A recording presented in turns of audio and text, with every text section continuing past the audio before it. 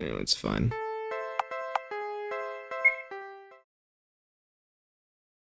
Heh. What are you laughing at? I added your Polaroid to my notebook. I don't look good in that photo, though. Oh, look, it's like you're preserved here in my notes forever. Isn't that cool? I guess? That's a nice thought. Right? Hope we could look back on this summer in the years to come and reminisce over the good old days. That's not what's gonna happen, is it? Hey! Your friend has been missing for over a week now. The local police weren't getting anywhere in their search. It's a small town, and missing people cases like this are rare and far between. You guess that the lack of progress made in their investigations were due to the fact that they were ill-equipped to handle something like this. Or maybe that they were just incompetent. So you decided to take matters into your own hands, because that's always a good decision. You had your suspicions. In fact, you'd been suspicious of him for a while. It wasn't based on anything concrete. He's well-liked in the community and seems to be a normal guy. It was just an uncomfortable gut feeling. Ow, my ears! And so you find yourself standing outside a small house on the outskirts of town. You look down into your notebook. Nice one, dingus. You'd have to impersonate a detective, which might get you in trouble if discovered, but if all goes well, you'd be able to collect the evidence you'd need to find what happened to your friend. Ma'am, you Googled a police badge and you're just... This is what you're trying to do? Your friend's dead, alright? Your friend's dead. Feel a small pang of guilt for intruding on such a peaceful-looking home. But that feeling slowly morphs into a sensation of fear. There's a chill running down your spine as you approach the front door. You stand outside, shifting from one foot to the other. This is it. Should you continue? It's not too late to back out now. Let's back out! You bit your lips nervously. This was a bad idea. There are so many things that could go wrong. For all you know, he could be completely innocent. You'd be accusing him of a crime he didn't do, and trespassing into his private property. On top of that, you definitely get into some legal trouble if you were found impersonating an authority figure. Head hanging low, you step back from the door. For a moment, your friend's smiling face flashes in your head. You take one last look at the house, and then you leave. Ending 1, coward. Damn, calling me on my shit, huh?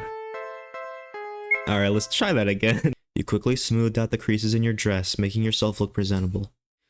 With renewed resolve, you knock on the door. I'm wearing a dress? There's a small shuffling noise coming from within. One moment. You hear footsteps approaching. The door creaks open and a friendly face steps in front to greet you. You've seen him around town a few times, but his strikingly unusual appearance always seems to surprise you. Yeah, I've never seen like a scratchily drawn crayon man before. Can I help you? His sudden question knocks you out of your stupor.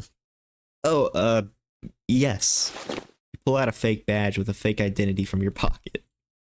I'm Detective Quinn with the Border Springs Police Department. You're Crow, correct? Crow glances at your hastily made badge. He doesn't look convinced. For a moment, you're worried he's caught on to you, but then he gives you an affirmative smile. That's me. I'm just here to ask you a few questions in pertinence to an ongoing missing persons investigation. Do you mind if I come in? Perfect. Just as you rehearsed. With only pertinence being messed up. You fool! You complete failure! A missing persons investigation? You nod, your palms beginning to feel sweaty from all the nerves. He stares at you thoughtfully for a moment. Then he smiles again. Sure thing, detective. Come on in. Crow motions for you to enter, and you eagerly do so. As you step inside, he closes the door behind you. I feel like I made a horrible error. Before you have any time for yourself to look around the place, you're quickly ushered towards the guest area. Sorry for my appearance, detective. I had just gotten home from work, so I hadn't gotten to change yet. He motions towards his outfit, the standard uniform issued to crew members at the local train station. I'll brew up some tea for you. Do you have any preferences? No, anything is fine. Thanks, though. Alright. I'll be back momentarily. Make yourself comfortable. You take a seat down at the table, eyes trailing after Crow as he leaves the room. This could be a good opportunity to look around. Let's snoop around. Eager to take advantage of his absence, you quickly leave your seat and head towards the hallway. It's a surprisingly long hallway. The place definitely looked smaller from the outside. The lights are all off, save for a yellow glow coming from the last room down in the hall. You nervously turn the doorknob of said room and peek inside. It's a walk-in closet. Rows of clothing are neatly hung and on the closet rod. Everything is meticulously arranged by color, blue, white, black. You walk deeper into the wardrobe room, a little surprised that people actually have rooms of this size dedicated to clothing alone. Man, you gotta look fashionable, man. You gotta get yourself a nice, like, several-piece suit. You know, 5,000-piece suit makes you even more fancy. And that's when you notice it. Oh god, that's not part of my suit. Inconspicuously placed on on a table full of gloves, a blood-stained pair lay out in the open. He's just asking to be caught. You shakily step closer to get a better look, reaching out to pick up the piece of evidence you needed. I came to grab a new pair of gloves, but I didn't expect you to have beat me to it. You nearly jump out of your skin at the sudden noise. Sheepishly, you turn to face Crow, who is leaning against the doorway. Upon your repositioning, you notice the specific article of clothing you were trying to grab. Ah, that. He smiles. I was field dressing a rabbit the other day.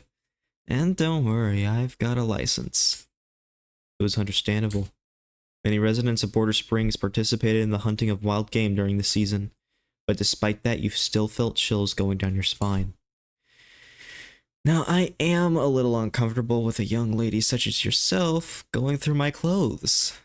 How about we call it a day here? I have some matters to attend to.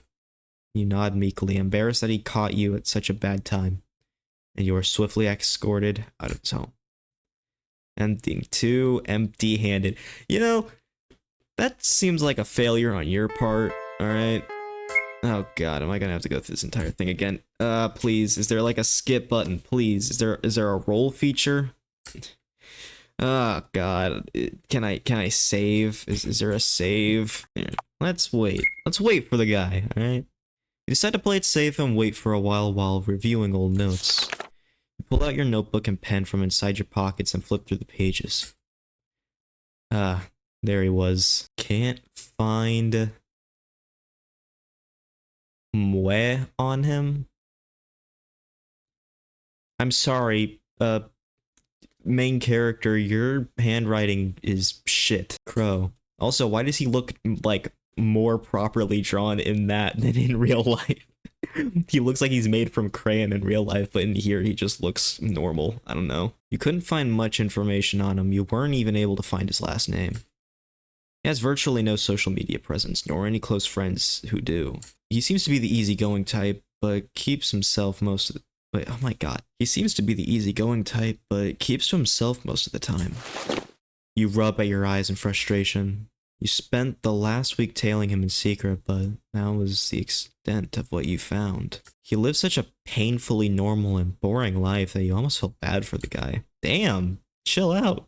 But despite all that, your instincts were telling you that he was dangerous. And that's why you're here now. That train of thought is broken as you hear the sound of running water going off in the kitchen.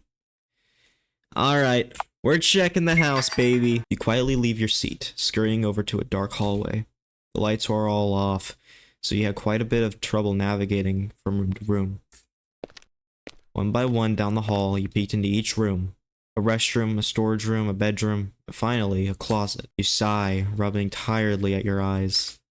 It was difficult to see anything in these conditions. As you are about to leave the closet, you slip briefly on a rug. Shoot! You quickly move to readjust the displaced floor covering, but notice something peculiar as you do. That doesn't look like the walls are green in that photo. I think I don't know, man. That doesn't seem right to me. Cautiously, you lift up the heavy door and peer inside. Complete darkness. You take a step down. And then another. Until you reach the end. By now your eyes have adjusted to the dim setting. There's a strange smell down here. You cover your mouth to mask the odor, but it permeates through the air regardless. And then you see it. You know, I don't know how to feel about that. A wall strewn with pictures of them. Your missing friend. Red ink is scribbled all over every photograph. Proclamations of love towards them and threats of violence towards anyone else who dare to interfere. You back up a little at the sight. You froze. That wasn't you. It came from behind. Now you've done it. I was going to let you go, you know. Detective Quinn. Or should I say, Petunia Flores? I thought that humoring you in your little game of detective might satisfy that troublesome sixth sense of yours. But I can't believe you managed to sniff this place out. A shame, really. A shame. Out of all the inconveniences in my way, you were still tolerable to some extent. He pulls out a needle. There's a murky substance inside. You know, listen, buddy, we could talk about this. I do hope you don't take this personally. I was going to let you go. Really. I promise. But the circumstances have changed. And, well, I can't have you getting in the way of my love. Ending 5. Missing. Have you seen this girl? Well, damn. Just kill me, why don't you, asshole? Alright, let's go through the whole thing again. Unable to muster up the courage to leave your seat, you stay put in your spot, fingers nervously tapping at the edge of the table. The whistling of the tea kettle goes off in the kitchen, and you can hear the clatter of cups and utensils as Crow prepares the tea. After a few more minutes, he returns with a silver tray in hand. He gently sets down a piping hot cup in front of you. Sugar? No, I don't want any of you. I don't want any kisses from you, man. He sits down across from you. He doesn't touch his tea. So, what did you come to me for? I think we all know where this is going, so let's just skip to the end. Are you serious? Yes. Buckets of sweat are dripping down your face. Crow seems a little uncomfortable at your sudden weird behavior. I came today to, ask... Crow raises an eyebrow. Ask you on a date? There's a sudden long silence between the two of you. Get out of my house. Yes, sir. Ending 4, not a dating sim. Dang it. Dang it. Screw this game. I'm done. Okay, yeah, that was pretty... Question him. Let's actually be a detective this time. Try to keep up your facade as a detective, asking him questions about his relationships, his personal life, his schedule, and alibi. Let's see if I can find his last name. And of course, you weren't able to pick up on any inconsistencies, and your line of questioning was inefficient and lacked substance. This back and forth goes on for about half an hour before you decide to finally cut your losses and leave. You rise from your seat, tucking away your notebook and pen back into your pocket. Will that be all, Detective Quinn? You sigh and give him a small nod, making your way towards the front door.